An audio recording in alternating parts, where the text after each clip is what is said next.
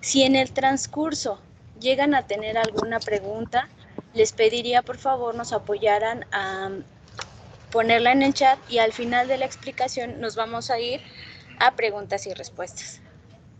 Les voy a pedir por favor que me apoyen con todos los micrófonos apagados y bueno, vamos a comenzar. El día de hoy nos acompaña el ingeniero Adrián Landero Reyes. Él es ingeniero mecánico electricista egresado del Instituto Tecnológico de Estudios Superiores de Monterrey, del campus Monterrey. Él es especialista en el diseño mecánico, hidráulico, sanitario, pluvial y gas natural.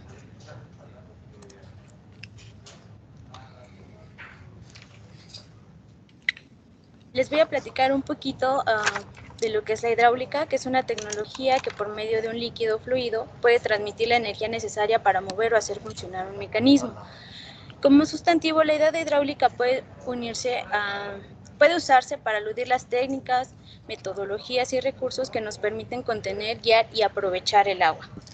A lo que nos lleva que una obra hidráulica es una construcción de ingeniería que tiene el agua como protagonista.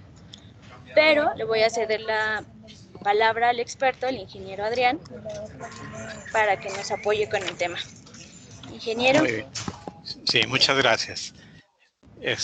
Buenas tardes. Voy a tratar de darles un recorrido por lo que son las instalaciones hidráulicas en lo que es la cuestión de viviendas y edificios verticales y más o menos explicarles la metodología para lo que es el diseño y el cálculo de estos sistemas. ¿Sí? Paula, voy a pasar a la pantalla. Ok.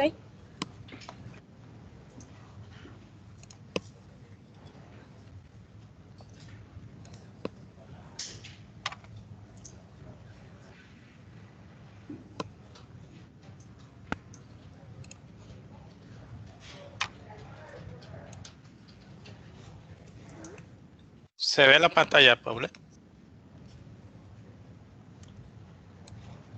¿Sí se ve la pantalla? No se ve, ¿eh? Sí. No. ¿No? Ok. ¿Sabes qué, Paula? Mejor compártela tú, por favor. Ok.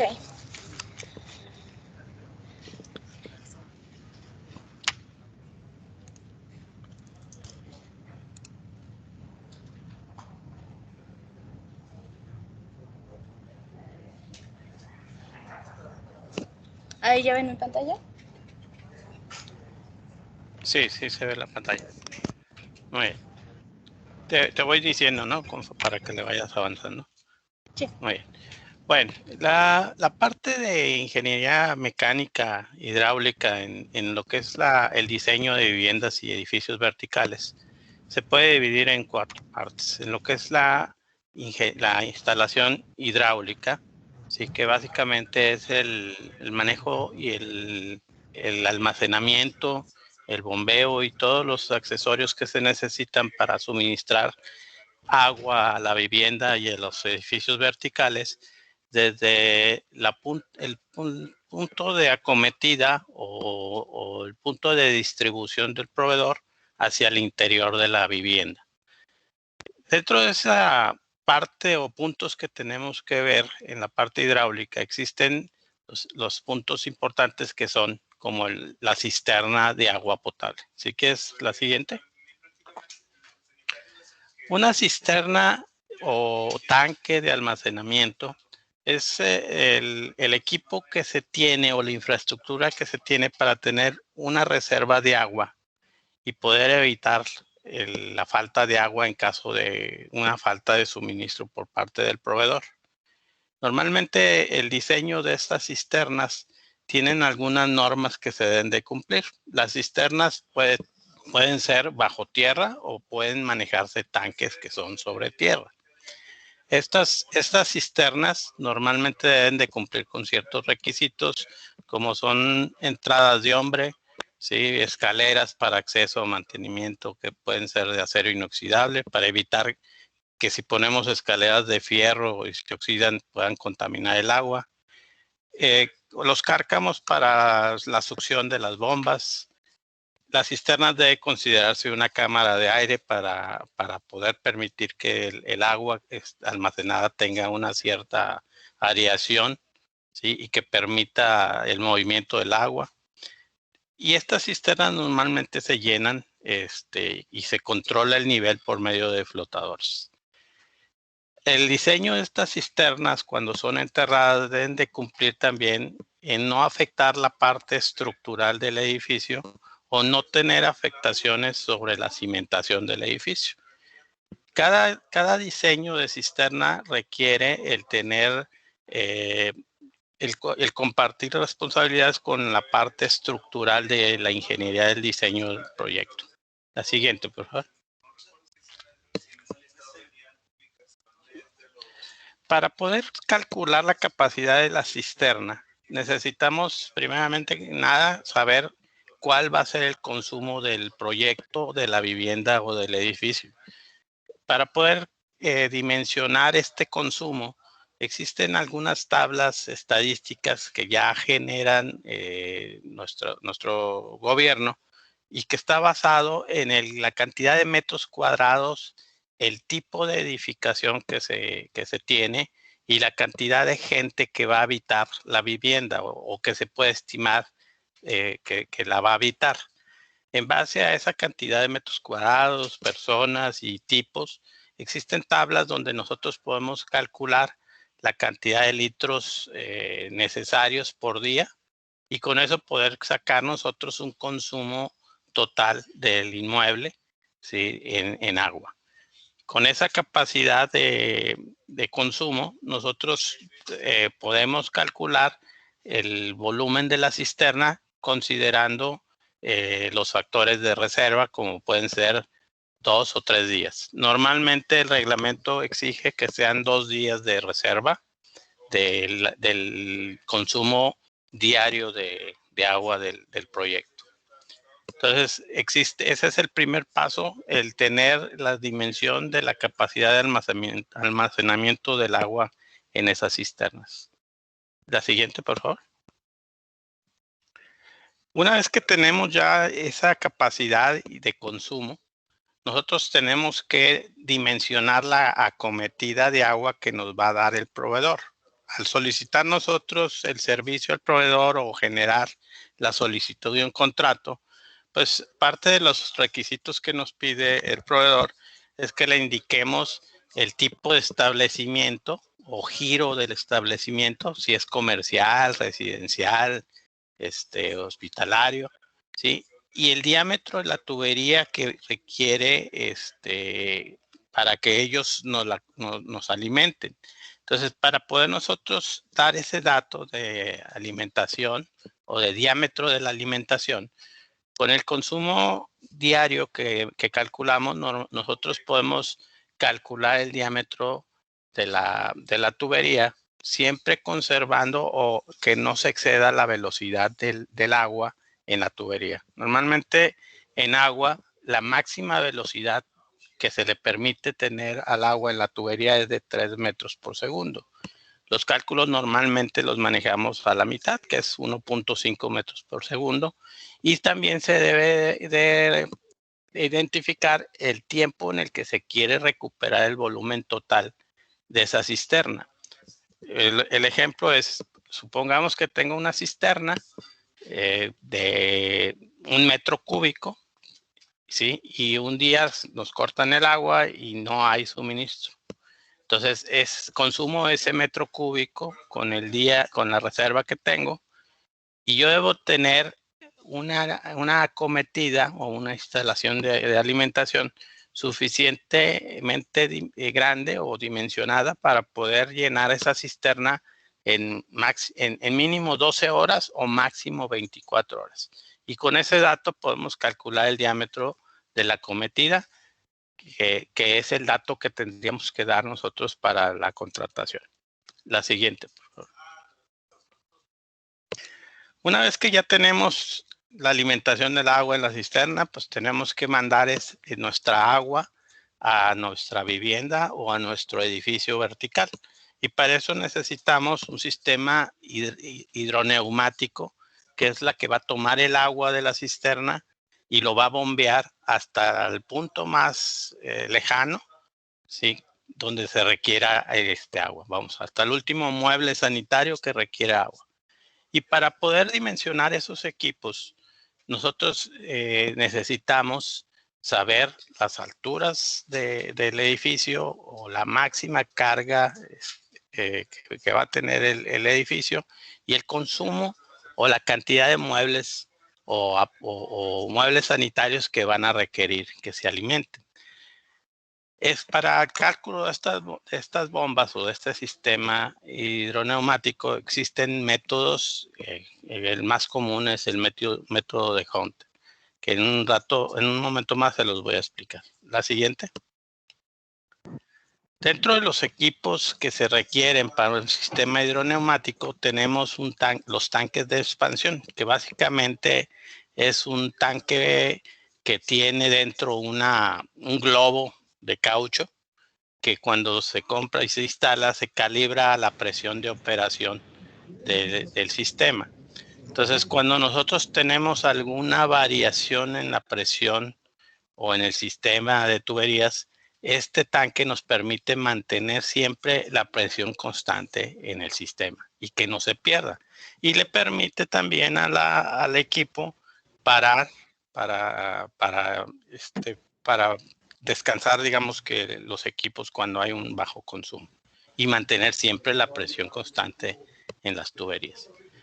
Las bombas o los sistemas hidráulicos pues pueden constar de diferentes tipos de bombas que existen una gran variedad, bombas centrífugas, bombas verticales, bombas sumergibles, de turbina, de pasos. Hay varias. Esas bombas se van a seleccionar dependiendo el tipo de instalación o espacio que tengamos en el proyecto. Cada proyecto es diferente y en ese buscaremos el criterio de qué equipo es el que mejor se adapta. La siguiente, por favor. Estos son algunos accesorios requeridos también en el sistema, como son las válvulas de retención, válvulas mariposas, para poder conformar el sistema hidráulico. La siguiente. Dentro de los tipos de sistemas que se tienen en la parte hidráulica, se debe de clasificar en sistemas de succión positiva o succión negativa. Esto es importante saberlo para poder seleccionar y definir el tipo de bomba que vamos a usar. ¿Qué es la succión positiva? Básicamente la succión positiva es cuando el nivel del agua de la cisterna está por arriba del nivel de la bomba. ¿Qué quiere decir? Que tenemos una columna de agua que presiona sobre la succión de la bomba. Eso es succión positiva. Y la succión negativa es cuando el nivel del agua de la cisterna está por abajo del nivel de la bomba.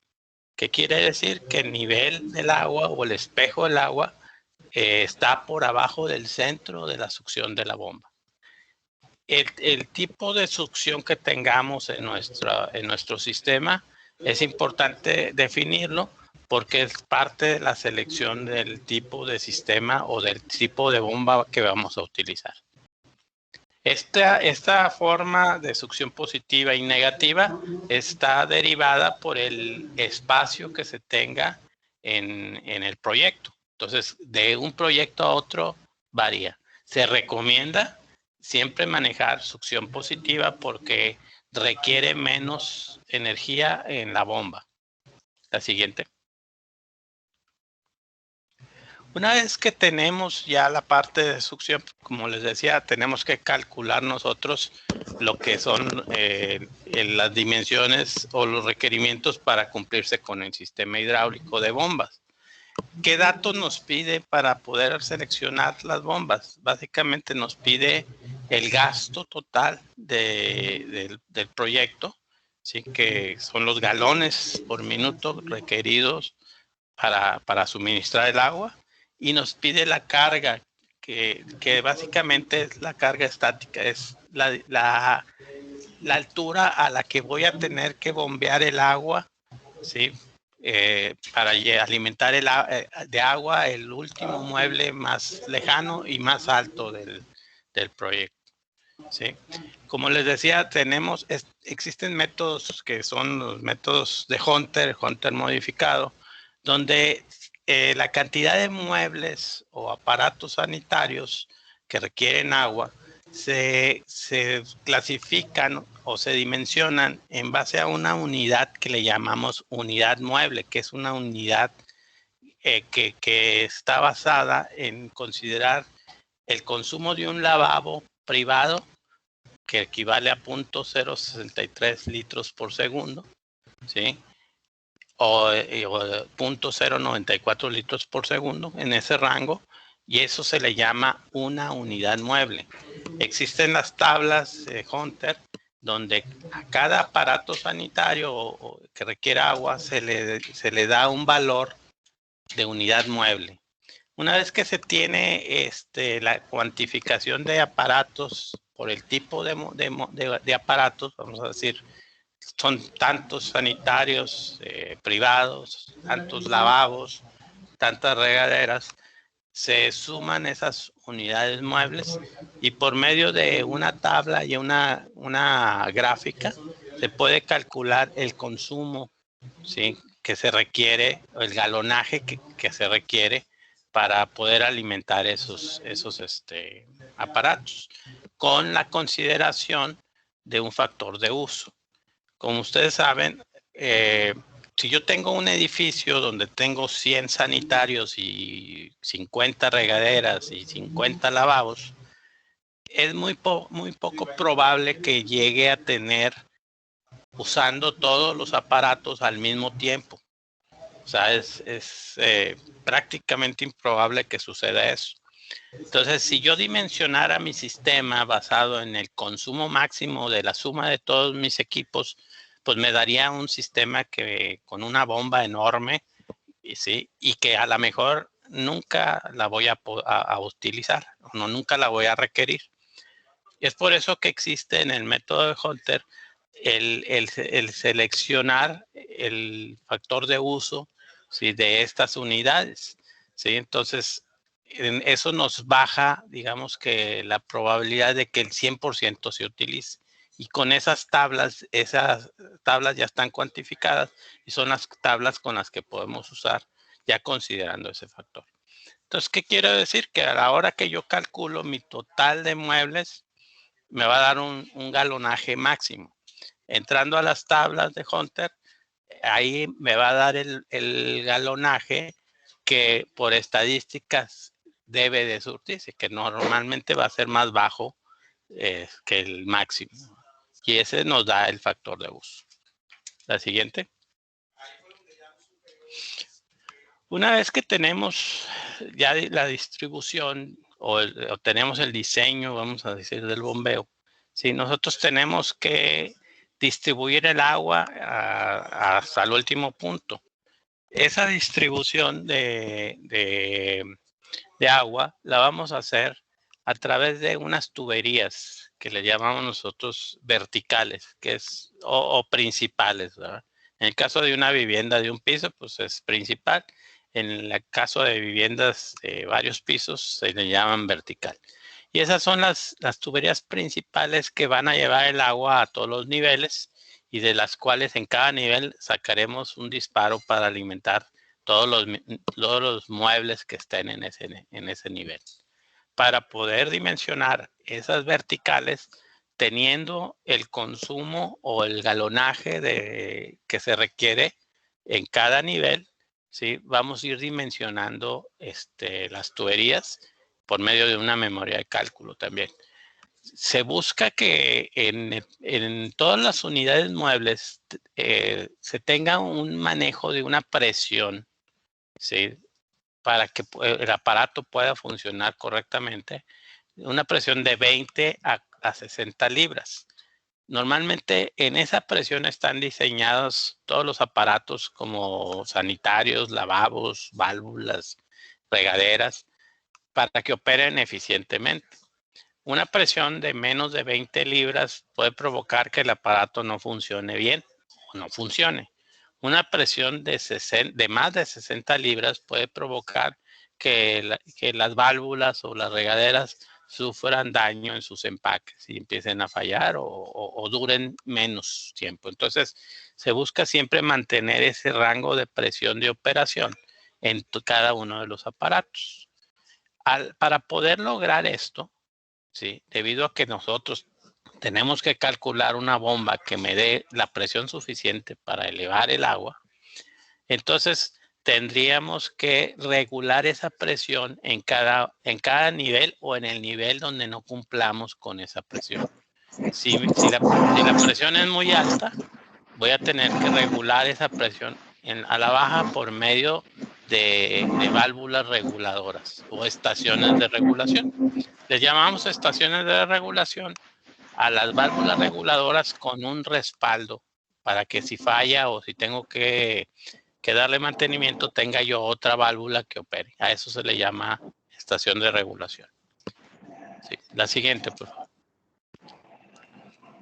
La siguiente. Muy bien.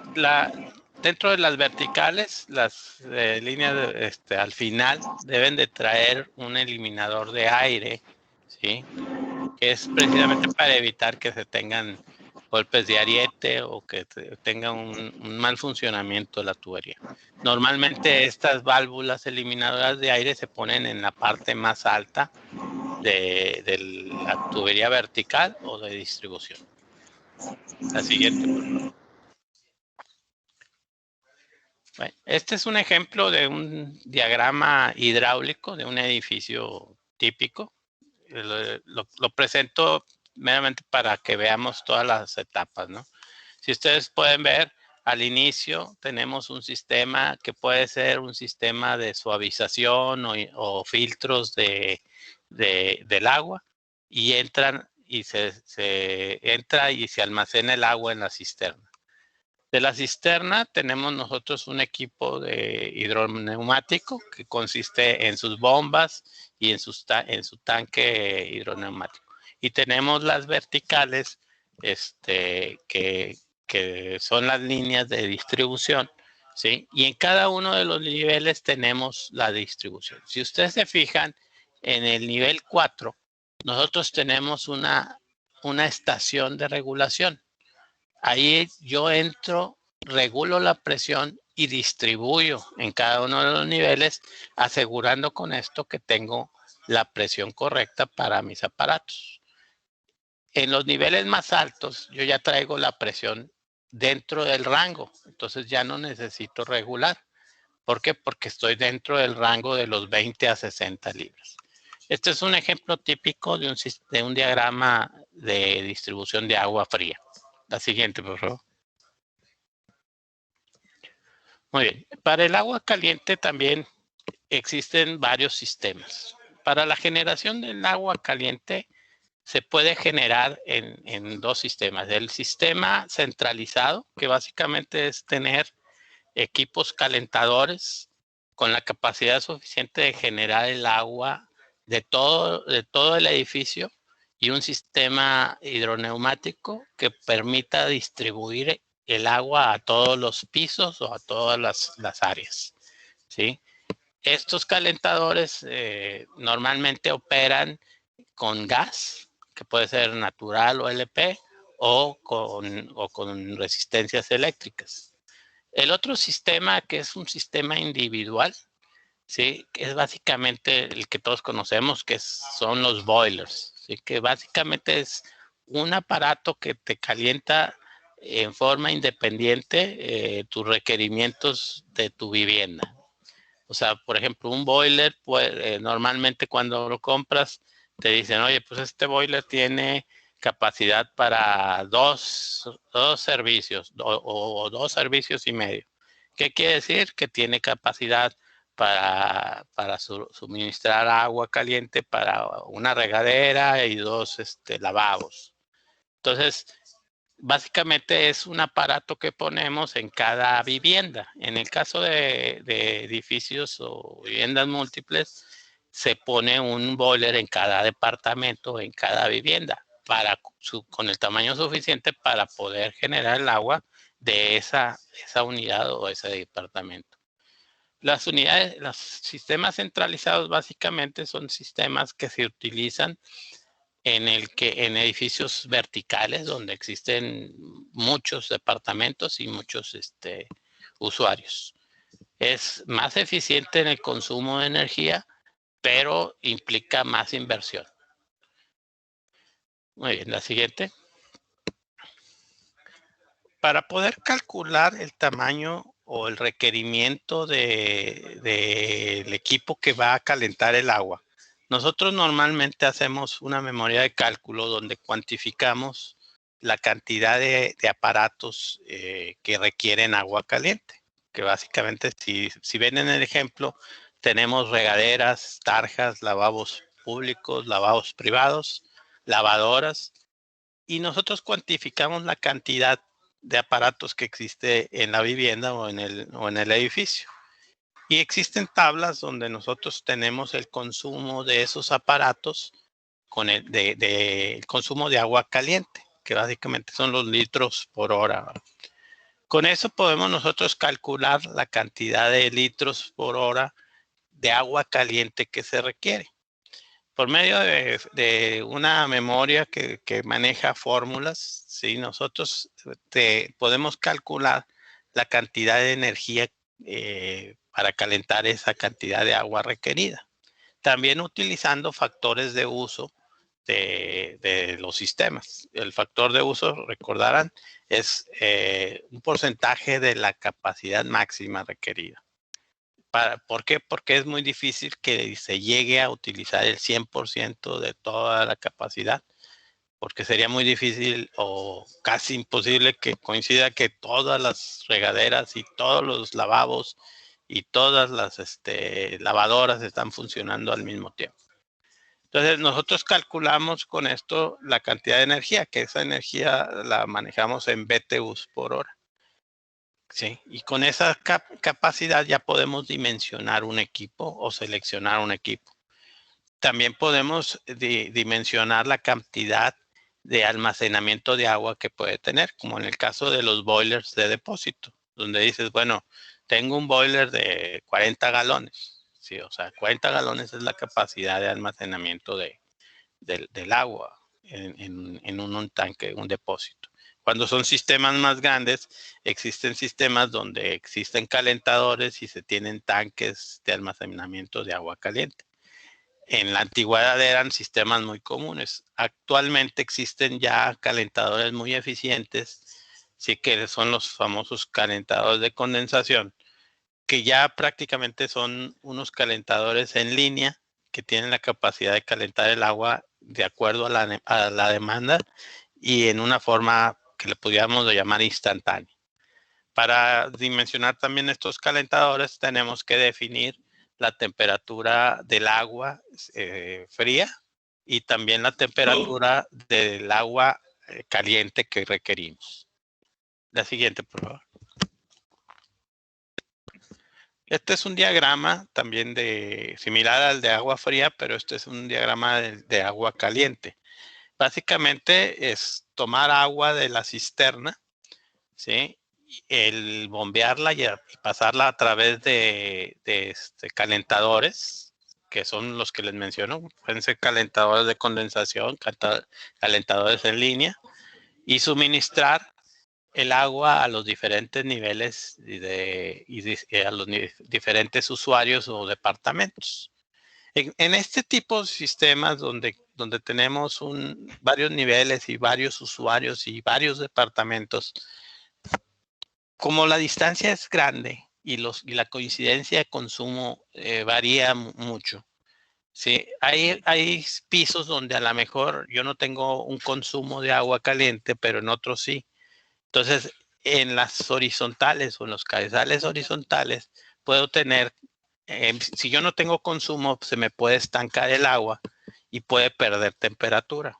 Entonces, ¿qué va a pasar cuando yo abra una regadera en ese nivel?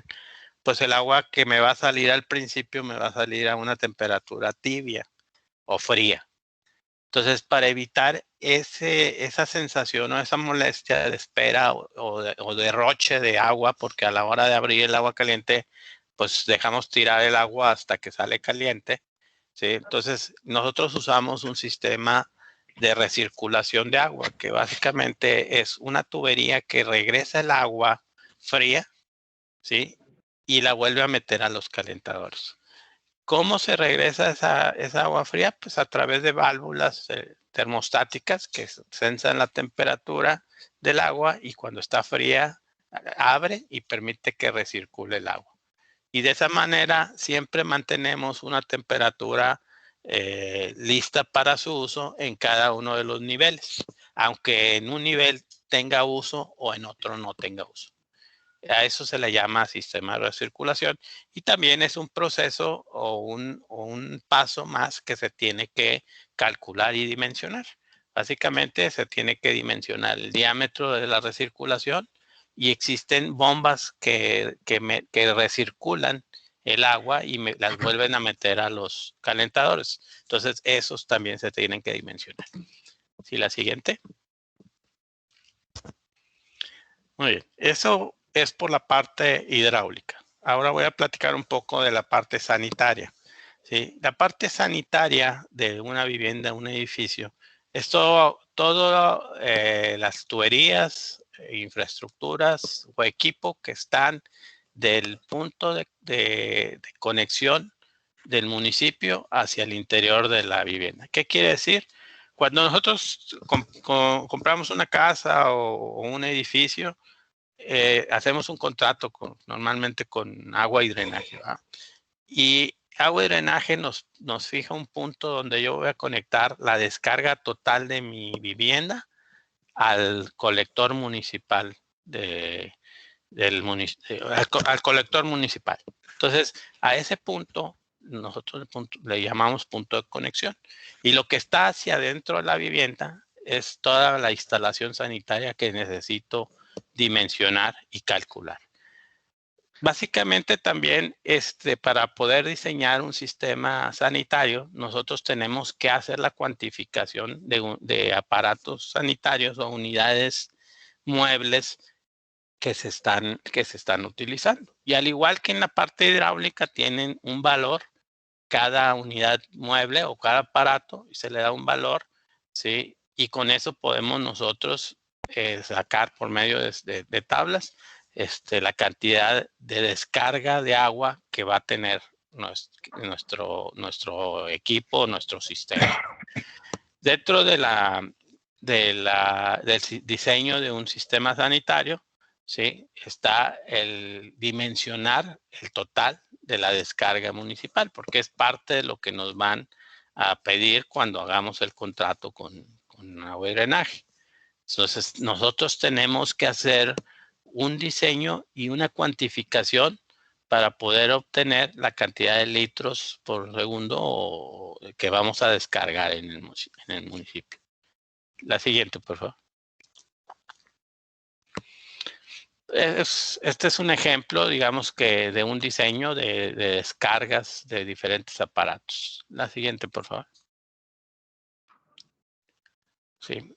Básicamente, nosotros cuando tenemos un edificio vertical, empezamos a hacer una sumatoria por cada nivel de cada uno de los muebles que tenemos sanitarios y vamos sacando su valor en unidades muebles y sumando esas unidades muebles por nivel.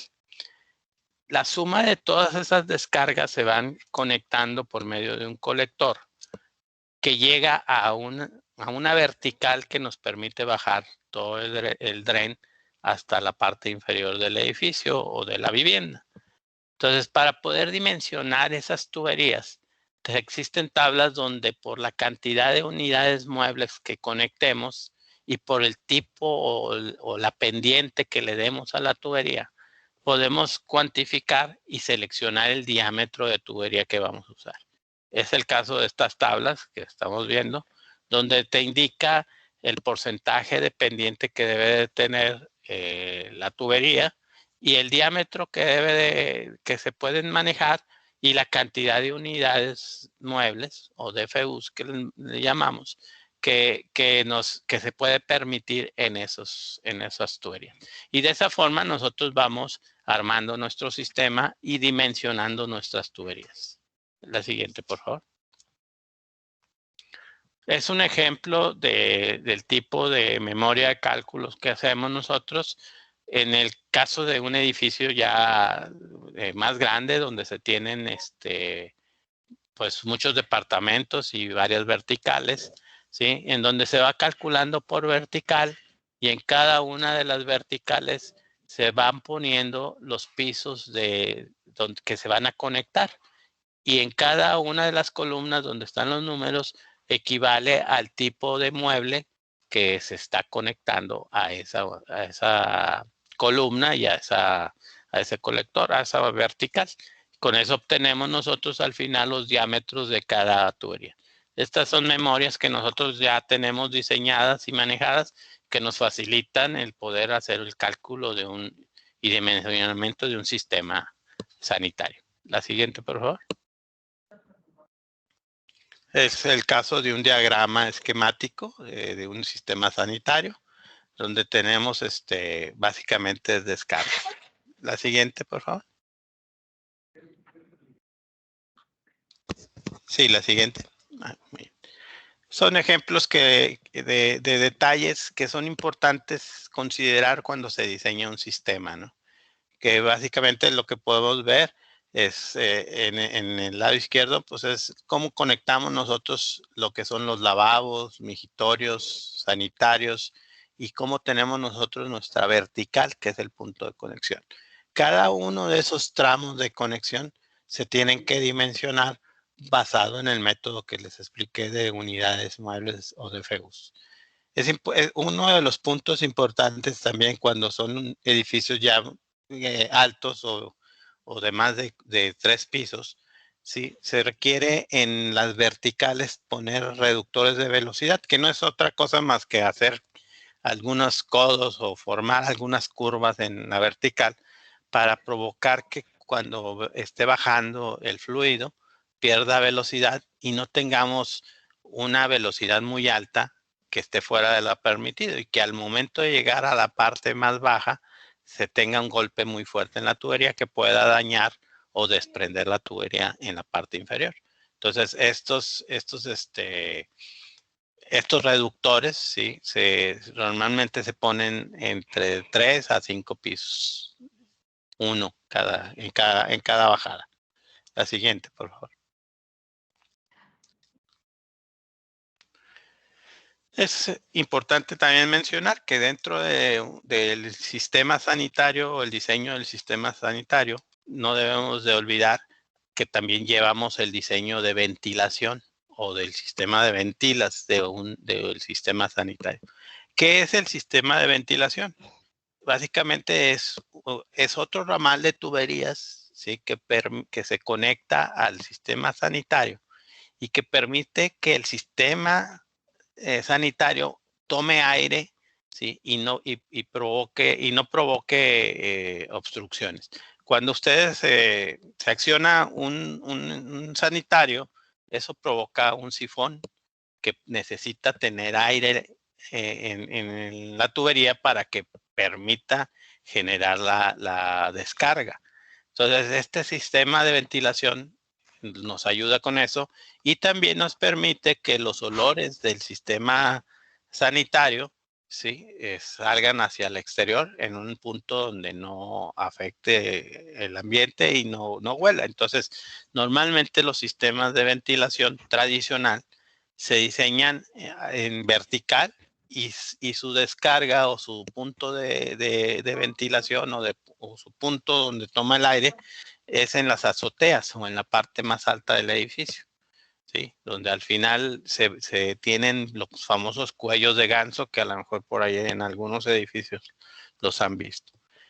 Al apoyo de este sistema de ventilación y para evitar los problemas de olores en el sistema sanitario, también se deben de considerar en el diseño el manejar trampas trampas hidráulicas o sellos hidráulicos en los aparatos, como son, por ejemplo, las que estamos mostrando. Es una trampa tipo U en los lavabos, o las coladeras de bote que ya traen su sello hidráulico o su propia trampa ya incluido.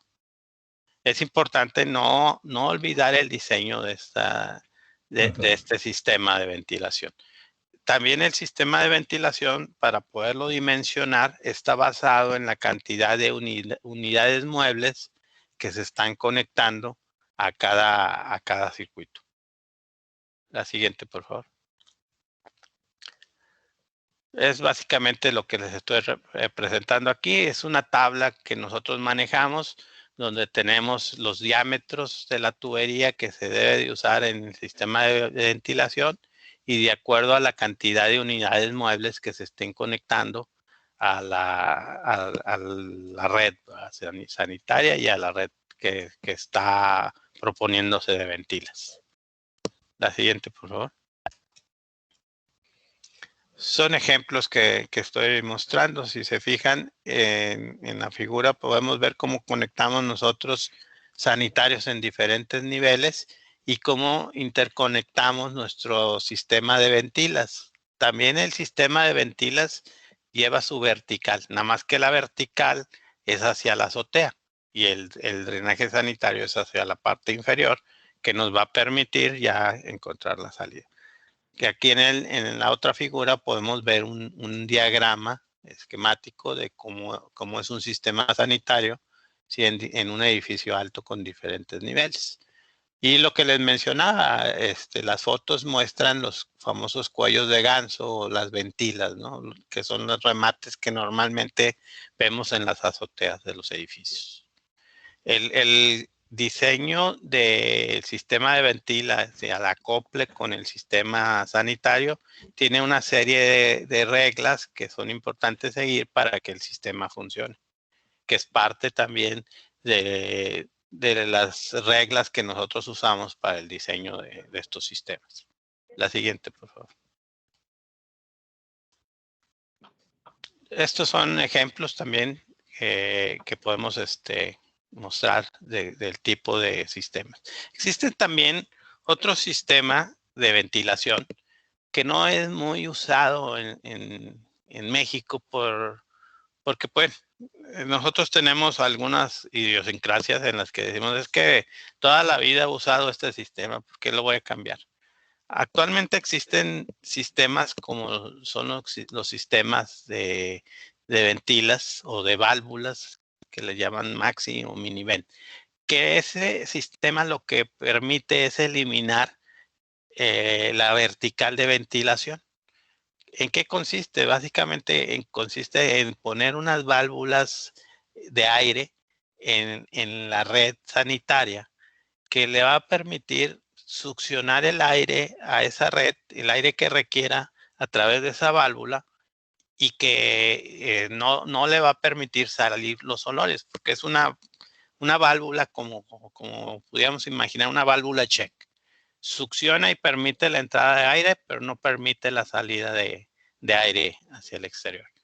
Y esas válvulas se ponen normalmente en cada circuito sanitario. Por ejemplo, en un baño, si yo tengo mi circuito sanitario de la regadera, el sanitario y el lavabo, normalmente en ese tipo de baños yo pongo una válvula, que podría ser una válvula mini vent, en la parte del lavabo, en la parte baja del lavabo, en la conexión del drenaje. Y eso me evita que yo tenga que instalar tuberías de ventilación, ¿sí? Que vayan hasta la azotea. Entonces, este es un sistema que permite un ahorro, ¿sí? Sin embargo, es un sistema que no es muy usado en México. Estos sistemas son muy usados en Europa, ¿sí? Y pues tienen muchos años de uso, pero desgraciadamente aquí en México, pues tenemos esa idiosincrasia que no hemos permitido que entren estos sistemas, ¿sí? La siguiente, por favor. Una parte ya final en la parte del sanitario es una vez que yo ya recolecté toda la captación de descargas de aguas grises y negras, las voy a llevar a descargar hacia una descarga al municipio, pero muchas veces sucede que tenemos nosotros descargas o aparatos sanitarios en niveles inferiores al punto de descarga municipal. ¿Qué quiere decir? Vamos a pensar que tenemos sótanos donde tengo baños y que eso provoca que tenga descargas y voy a llegar esas descargas hasta un nivel mucho más bajo que el nivel donde tengo que descargar hacia el municipio. Entonces, esos puntos nosotros los solucionamos con cárcamos sanitarios y con un bombeo sanitario, que básicamente hacemos la red sanitaria de esos pisos, la llevamos a un cárcamo que se debe de dimensionar en base a la cantidad de aparatos que vamos a descargar, ¿sí? Y en ese cárcamo nosotros instalamos unas bombas de lodos o bombas de cárcamos, ¿sí? Con las que vamos a sacar esos lodos y los vamos a llevar a conectar al punto municipal. Entonces también nosotros hacemos el diseño de las dimensiones del cárcamo requerido y y la capacidad de la bomba que se requiere y el tipo de bomba que se requiere de acuerdo a la instalación que tenemos. La siguiente, por favor. Que esta es una memoria típica de cómo calculamos nosotros la capacidad del cárcamo y también la capacidad de la bomba. La siguiente, por favor.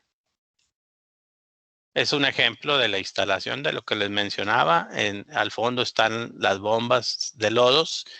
La parte que se ve cortada es el cárcamo y la parte donde voy a descargar pues es el punto de, digamos que de conexión al municipio. La siguiente, por favor. Muy bien. Vamos a pasar a la parte pluvial. Básicamente la parte pluvial lo que tratamos es de captar el agua de lluvia que viene en las cubiertas, en las losas. Se capta esta agua, se pretende dirigir esta agua hacia los arroyos, hacia las calles y evacuar el agua de estas lluvias. Existen diseños de estos sistemas basados en la cantidad de lluvias y existen estadísticas donde tratamos nosotros de obtener la cantidad de agua máxima que puede llegar a llover. Estas estadísticas las tenemos nosotros en informaciones como son isoyetas que son generadas por la Secretaría de Comunicación y Transporte y son las que utilizamos nosotros para dimensionar la cantidad, el tamaño de coladeras, la cantidad de coladeras en las azoteas y los diámetros de las tuberías para bajar el agua hasta la superficie. Y después, también por medio de suma de flujos, vamos a calcular las tuberías colectoras que van a sacar o evacuar el agua. La siguiente, por favor. Sí. Son fórmulas que utilizamos nosotros para poder calcular y dimensionar las tuberías y poder calcular la cantidad de agua que vamos a captar en una lluvia, de acuerdo a una tormenta que nosotros tenemos estadísticas de cada una de los lugares de la República y a nivel mundial, ¿verdad? La siguiente, por favor.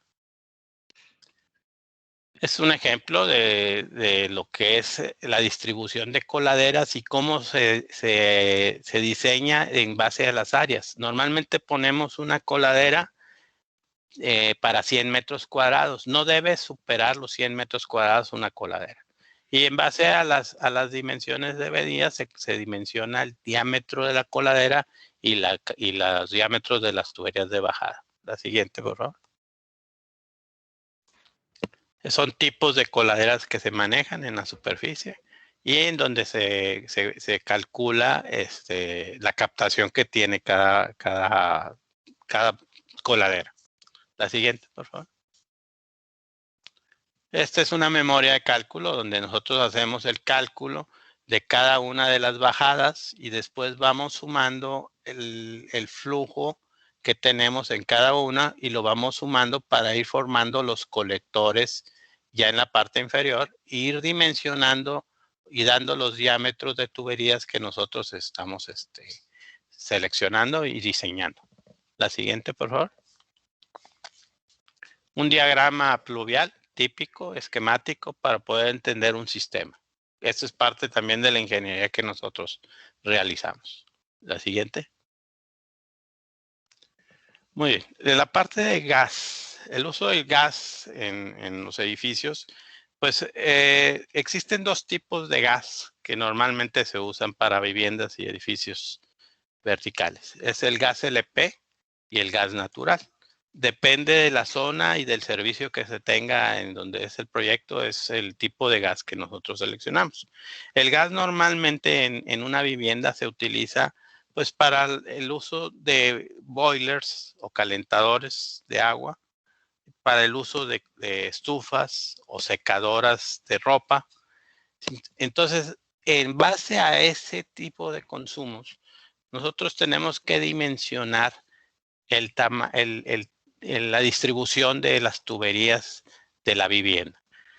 Nosotros normalmente contratamos el servicio. Cuando es gas natural se contrata el servicio y se recibe una cometida por parte del proveedor que nos da una presión ya regulada, ¿sí? Y que normalmente viene de 3 hasta menos kilogramos por centímetro cuadrado de presión.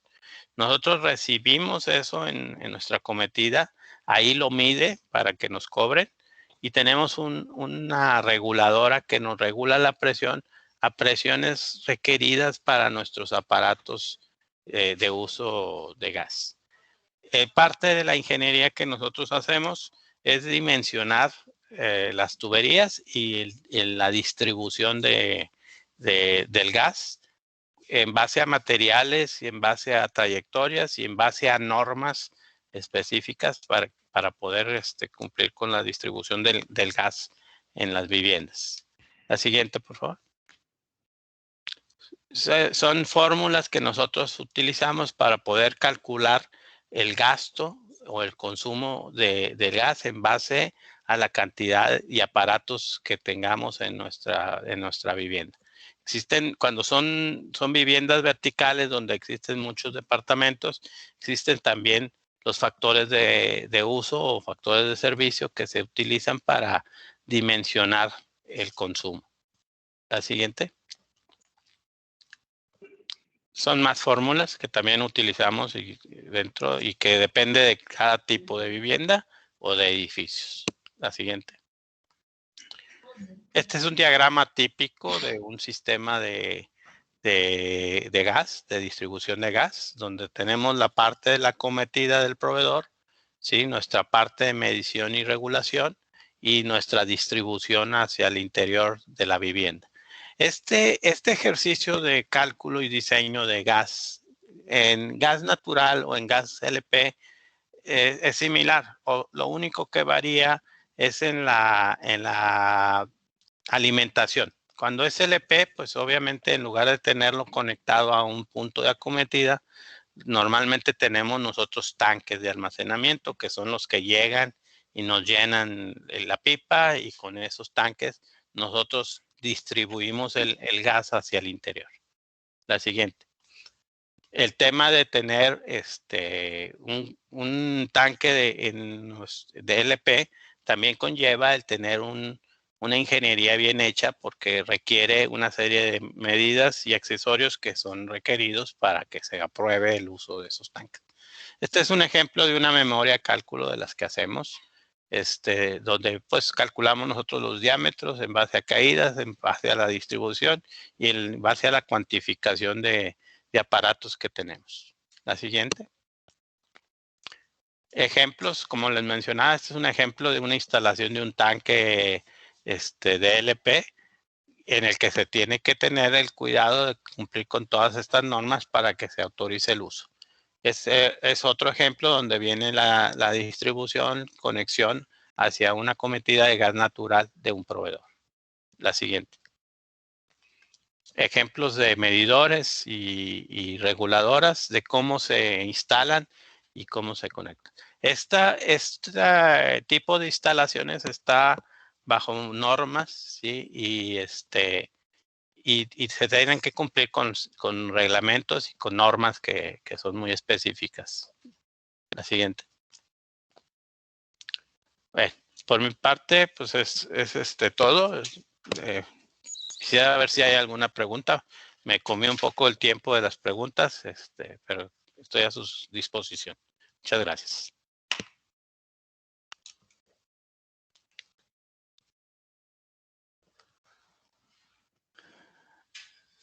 ¿Tienes alguna pregunta ahí en el... Paul? Buenas tardes, ingeniero. Sí, buenas tardes. Tengo una serie de preguntas, digo, unas 2 o 3 por cada una de las disciplinas. Sí, adelante. En cuestión de los equipos, en la parte hidráulica. Sí. En la cuestión de los equipos, me ha tocado proyectos donde tengo un equipo para todo un proyecto de 20 y tantos niveles, 30 niveles como máximo, y otros proyectos me han tocado en tener un equipo de alta y otro de equipo de baja presión. ¿A qué obedece este tipo de selección o qué bondades tenemos con un sistema y otro? Sí, mira, normalmente cada proyecto es diferente, ¿verdad? El que tú manejes un equipo, digamos que suministre todo el agua de los 20 pisos, ¿sí? Va a depender mucho en la cantidad de flujo que vas a tener y en la presión que vas a requerir suministrar por la capacidad, por el cálculo que te menciono. Nosotros normalmente cuando vemos que el equipo es muy grande, pues vamos a decir, oye, pues me demanda más de 300 galones por minuto el equipo. Sí, dices, oye, pues es un equipo bastante grande, sí, y me demanda 250 a 300 libras. Estás hablando que voy a necesitar manejar tuberías para presiones más altas, con más riesgo de manejar presiones altas en las verticales. ¿Sí? En caso de una fuga, pues tendríamos un problema más grave a 280, 300 libras. Entonces, muchas veces, de acuerdo al proyecto y de acuerdo a la arquitectura, de acuerdo al análisis del proyecto, se busca, cuando son edificios muy altos, tener pisos de servicio. ¿A qué voy? O sea, en lugar de tener una bomba que me lleve el agua hasta la azotea, voy a poner un piso intermedio de servicio, ¿sí? Donde voy a llevar el agua a ese piso y de ese piso voy a tener otro sistema hidráulico con el que voy a distribuir. Entonces, eso me lleva a tener equipos con presiones más accesibles, menos riesgosas, ¿sí? Y tener 2 equipos. El caso que tú mencionas de que alta o baja presión es el mismo. Dices, bueno, yo no voy a tener un piso intermedio, pero voy a tener una bomba de alta presión que me va a alimentar del piso 10 al piso 20, ¿sí? Y voy a tener una bomba de baja presión que me va a alimentar del sótano al piso 10. Y voy a manejar menos presión. Y al separarlos también voy a manejar diámetros menores y pues no voy a necesitar tener todo el cabezal, ¿sí? Para alta presión, o sea, va a ser menor.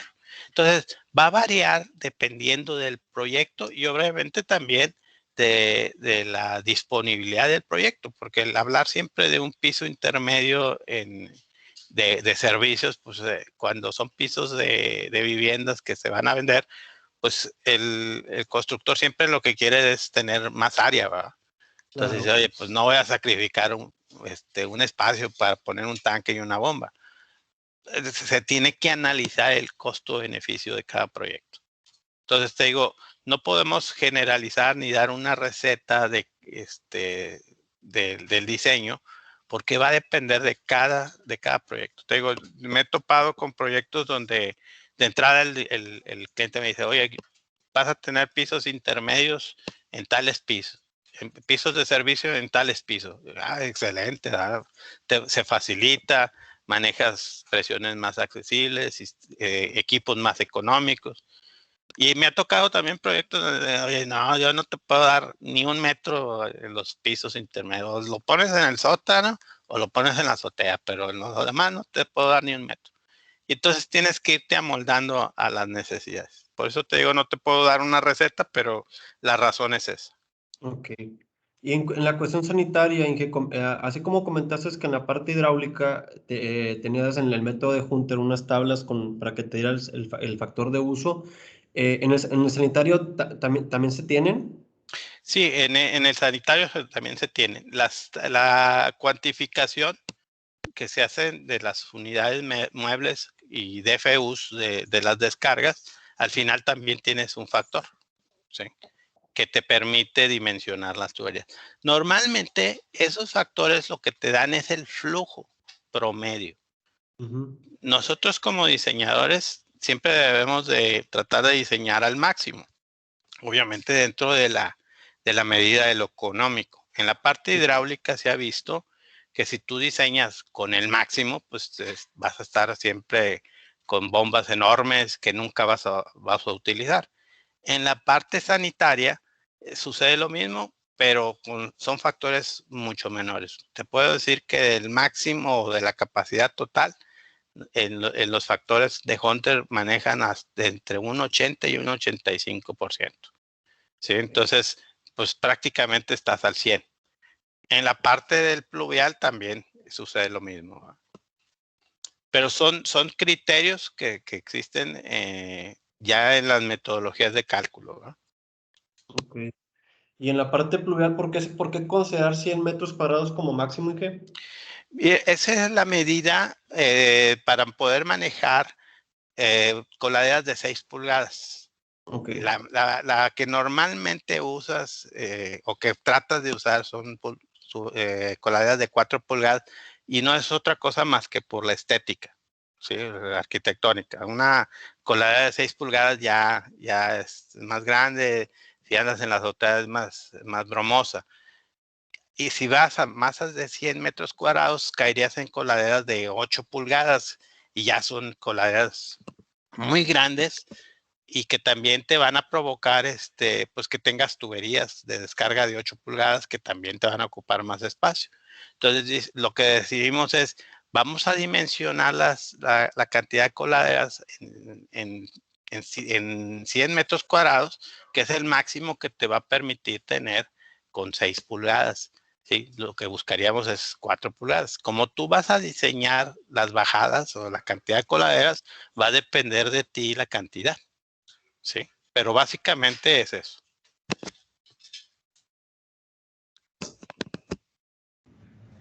No sé si te dejé claro. Sí, sí, muchas gracias. Y ya por último, para no robar más espacio a los demás compañeros, comentabas el factor de uso en la parte de gas, que vi que compartiste la, mm, la fórmula. La ¿Esta fórmula, fórmula sí. está respaldada en alguna normativa mexicana o en algún reglamento local?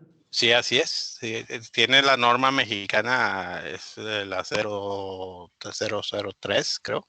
No recuerdo bien, pero sí tiene la norma. Ok.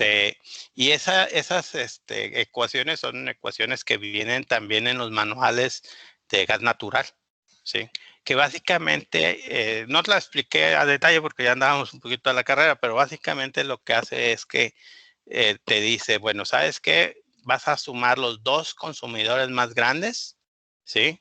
Y el resto de los consumidores los vas a sumar y luego los vas a dividir entre 2. Y de acuerdo a la cantidad de apartamentos y al tipo de viviendas y todo eso, tenemos un factor que puede ser de 0.8 y vienen esas tablas ya muy claras, ¿no? Entonces Ok, vas a ir usando los criterios de acuerdo a tu proyecto. Sí, de acuerdo. Muchas gracias, Inge. sí, para servirte. Tenemos aquí una pregunta de Gerardo. Dice, en la cuestión de instalación sanitaria, ¿los registros cómo se calculan? Normalmente, cuando tenemos el diámetro del tubo, podemos calcular el tamaño del registro. Cuando son registros de paso, hay unas dimensiones ya estándares en lo que son manuales, ¿sí? Y cuando son cárcamos sanitarios, entonces sí se dimensionan en base al flujo que tengamos en la tubería. y al tiempo o permanencia que se quiera tener en ese cárcamo, ¿no? De acuerdo. Mario Laesa nos pregunta, ¿en el edificio vertical es suficiente con llevar una línea más de tubería hacia la azotea para la ventilación de la red sanitaria? Es suficiente siempre y cuando cumplas con la cantidad, o sea, que cumplas con el diámetro, ¿sí? Y la cantidad de FUs que estás conectando, ¿sí? O sea, por ejemplo, si yo tengo un edificio con muchas descargas o muchos DFUs, pues puede ser que me dé un tubo de 10 o de 12 pulgadas de ventila. Entonces, sería un poco difícil llevar una descarga de 12 pulgadas. Entonces, lo que buscamos es dividirlo, ¿no? Es decir, bueno, vamos a dividirlo en áreas, ¿sí? Y por aquí voy a conectar tantos DFUs y va su vertical. Y acá voy a conectar otra área de baños y va a subir su vertical, ¿sí? Porque si junto todo, me va a dar diámetros muy grandes, ¿sí? Entonces, sí es importante en el tipo de diseño, pero y se debe cumplir con los diámetros, ¿verdad? Y las cantidades de FUs. Por ahí hace rato la ingeniera María Luisa tenía la mano levantada, no sé si alguien quiera preguntar. Sí, muchas gracias. Es referente ahorita para el cálculo del agua pluvial. ¿Se utiliza algún factor de corrección o alguna actualización, dado que va cambiando lo que cae del cielo, o cómo es, cómo lo diseñan, ingeniero? Sí, mira, básicamente el diseño pluvial es típico, ¿sí? Nosotros utilizamos lo que son isoyetas. No sé si sepas lo que es una isoyeta o si las hayas visto alguna vez.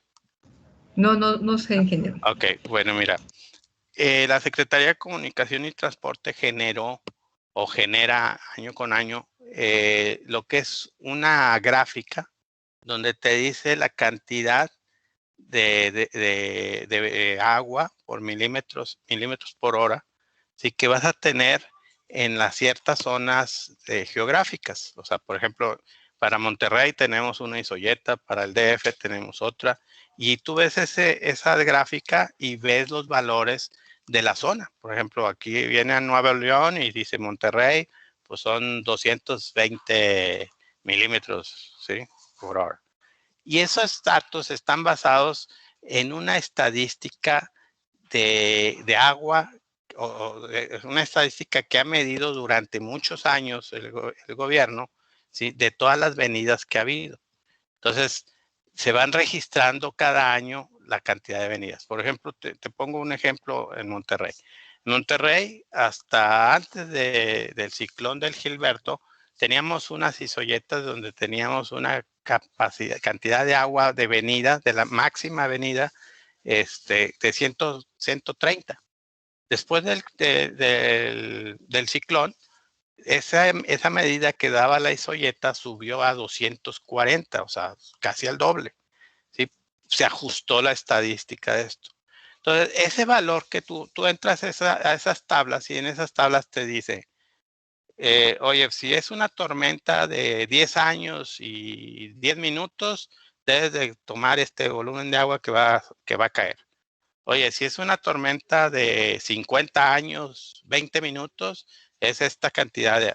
Y entonces, en la medida de ese volumen que te especifica la isoyeta, por medio de las fórmulas, calculas entonces el volumen y los diámetros y obviamente también entran los factores de si cae el agua en una parte que está con concreto, que si cae el agua en una parte que es tierra, que si cae el agua en una superficie que es asfalto, y esos son factores que se van a utilizar en la fórmula, ¿sí? Pero básicamente la estadística la sacamos de la isoyeta. Existen proyectos donde el cliente contrata estudios hidrológicos, que básicamente esos estudios lo que hacen es que específicamente en el lugar de construcción hacen un análisis, lo mismo que hace el gobierno, pero específicamente para el lugar. Y entonces esos estudios hidrológicos son los que te dicen, oye, ¿sabes qué? Toma este volumen que equivale a 50 años. Y muchas veces esos son datos más exactos que la isoyeta. ¿Por qué? Porque estás hablando de específicamente el lugar donde vas a construir, ¿sí?